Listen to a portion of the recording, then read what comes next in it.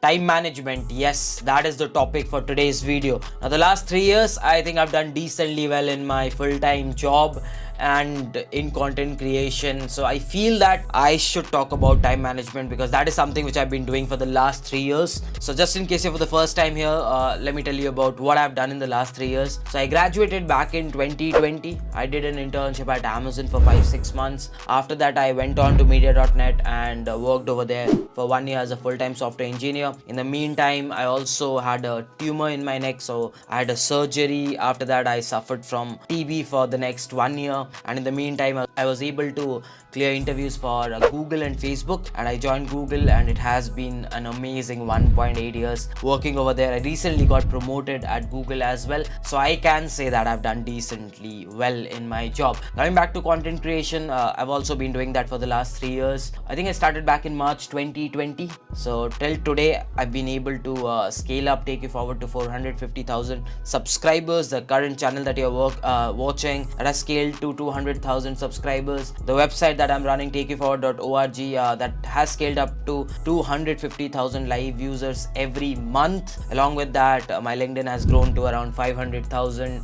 Instagram to 100,000, Twitter to nearly 100,000. So I think I've done decently well over here as well. I produced around 1,000 videos around the span of 3.5 years. So that was about my content creation. So one question that I get always, either I go to college or either I talk to anyone, one question that I get is, hey, you have a full-time job. How do you manage a full-time job, specifically at a company like Google? And after that, how do you manage to create so much of content, stay active on social media? So I'm going to talk about the three things, or rather the three hard rules that I follow for time management in this particular video. So without waiting, let's get started. So before I move on to the video, I've got some exciting news for anyone who wants to get into the world of blockchain development. Trust me, you don't want to miss out on this one. It is about the Solana bootcamp by Ryzen.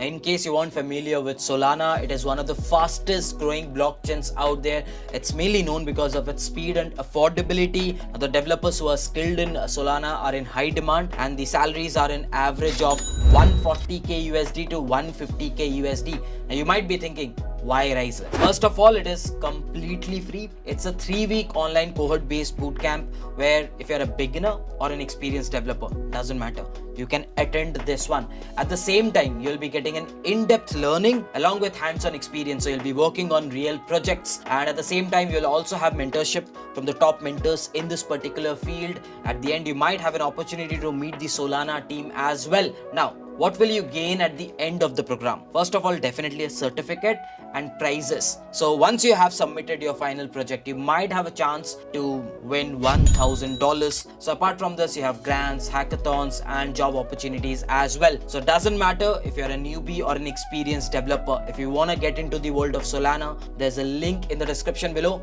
Make sure you check it out. So the first rule is planning your current day a day before and making sure that it gets executed. So you might have seen a lot of YouTubers leaving their full-time job and doing content creation, and then the reason that they cite is they're not able to manage time. But if you look at my side, I've uploaded more videos than the other full-time YouTubers have done in the same domain, and at the same time I've done well in my job as well. I think I can say that because I got promoted recently, and so yeah, jokes apart. Now I'll just take you back to my college days. Now during my college days, I used to get up from the bed at 10, sometimes at 12, sometimes at 2, as not disciplined. And then by the time the day ended, I was like, what did I do today? Nothing. It was a waste of day just because I was not planning. But I realized one thing. If there was a contest during that day at any time, imagine I had a contest at 8. I used to make sure that I give that contest sharp at 8 instead of making it 8:30 or 9.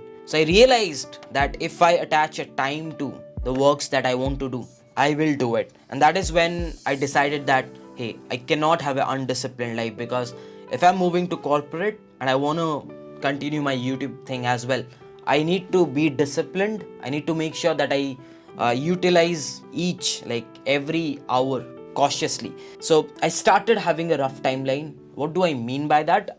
I'll tell you now. So before I go to bed, what I do usually is I think about my next day, like a rough timeline about how will my next day look like? Imagine tomorrow I want to have office from 10 to 6. I usually know how much work I need to do in the office, so I can have it from 10 to 6 or 10 to 7 or 10 to 8 depending on the work. So I have a rough timeline for the office. After that, I tell myself that probably I'll go out or do something or just rest at home, and then I allocate a time like 10 to 12 for reading and studying, or like reading or studying are same things, shooting, editing. I just allocate a time for that. After that, for dinner, and then I will go to bed. What this does is, if I've allocated a time for 10 to 12 for shooting or editing, I don't make it 11. I know that at 10 I'll have to start shooting. So I come back from office and I don't lay down on the bed like, okay, 5 minute or 5 minute or. I start at 10 because on the back of my mind I know that I've allocated time for 10 to 12. I cannot make it 11. So that is how you can have your day planned in a proper manner. Now, this was a very small plan that I said. I also plan my office in the same way. Like when I log out on the current day, I make sure that I'm planning for the next day. Today, if I'm logging out at 6, I will tell myself that tomorrow when I come back, 10 to 12, this is the feature I'll work on. 12 to 12:30, I'll reply to emails. Probably 1 to 2, I'll have a meeting for lunch. And then I just plan my office days in a similar fashion so that when I start working during my office hours as well, I know what do I need to accomplish today, and I do it on the timeline that I have thought about yesterday. So make sure you plan like a rough timeline. I'm not saying that you will be able to follow it 100%, but make sure that on the back of your mind you have a rough timeline of what your day will look like, and this should be done a day before instead of doing it in the morning. Do it always a day before. So I've been following this for the last 3 years. I think this has worked wonders for me, and I will highly recommend you to follow this one rule as well. So the second rule is eliminate context switching from your life and turn off all your notifications. Yes, I said it correct. From your life. What do I mean by that? Imagine I'm coding, right?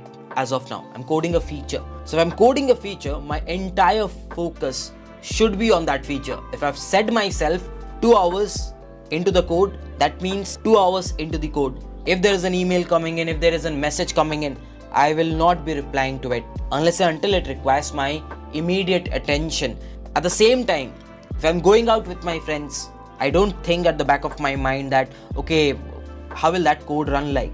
You can't think about it. That is what I meant by life. If you're coding, you should code. If you're going out to enjoy, you should enjoy.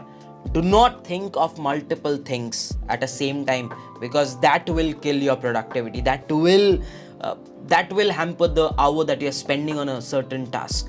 So make sure you eliminate context switching. Focus on a single task. At the same time, turn off all your notifications. I've been doing this for the last 1 year. Like I've turned off all my notifications for LinkedIn, Instagram, Twitter, and all the other social media apps that I have. And trust me, I don't pick up my phone more often. I just don't pick it up. I just pick it up for my WhatsApp messages, because I know WhatsApp is something which is with the closed ones, and they will only text me when it is required. So make sure you turn off your social media notifications at least for your working hours. That will help you to not get to the phone, because once you get to the phone, you end up spending 5-10 minutes without actually knowing. The third and the last rule, that is setting small targets for yourself and making sure that you gift yourself something for accomplishing it. What do I mean by setting small targets? Usually when you start something, let's say you're starting data structures and algorithms, and you say yourself that, okay, I'm going to complete DSA in 8 months, and you start working on it. It won't work any day. Instead of it, okay, you've thought that you're going to complete DSA in 8 months, break it down into smaller targets. Tell yourself that, okay, what does DSA have? Arrays, binary search, recursion, bit manipulation, DP, graph. Arrays, 20 days. Binary search, 15 days. Recursion, another 15 days. Small targets adding up to 8 months. And just try to finish the first target, then the second, then the third. And eventually you will see that you have finished all of them. So it's very important that you work backwards. Like for my, if you take my example, I was planning promotion because Google has 2 cycles. One is March and the other one is September. So I was planning my promotion from 1 year for the September cycle. So I had a talk to my manager that I want to go for promotion in September. So he said me that, okay, let's plan for 3 projects. So I planned that, okay, the first project will go live around January, the second one will go live around June, the third one will go live around August. And we were able to accomplish it. And that is the reason I was promoted. But if I just think about promotion, that won't work out. You'll have to work backwards, set smaller targets, try to accomplish it, and eventually you will get the result. For myself, the gift was promotion. You can set gifts for yourself. You can say that, okay, I'm going to buy a phone, I'm going to buy an earphone, I'll go out for a movie, I'll go to a water park, probably I'll take a 2-day vacation. Gift can be anything. Set smaller targets and have gifts associated with it. It will help you achieving these smaller targets. At the end, time management boils down to how true you are to yourself, because you can lie to the world, but you cannot lie to your inner self. So be true to yourself and make sure you manage your time well enough, because time doesn't comes back. So with this, I will be wrapping up this video. If you haven't checked out our main channel, Take You Forward, make sure you check it out. If you haven't followed me on other social media handles, all the links will be in the description. With this, I'll be wrapping up this video. Let's meet in some other video. Till then, bye-bye. Take care.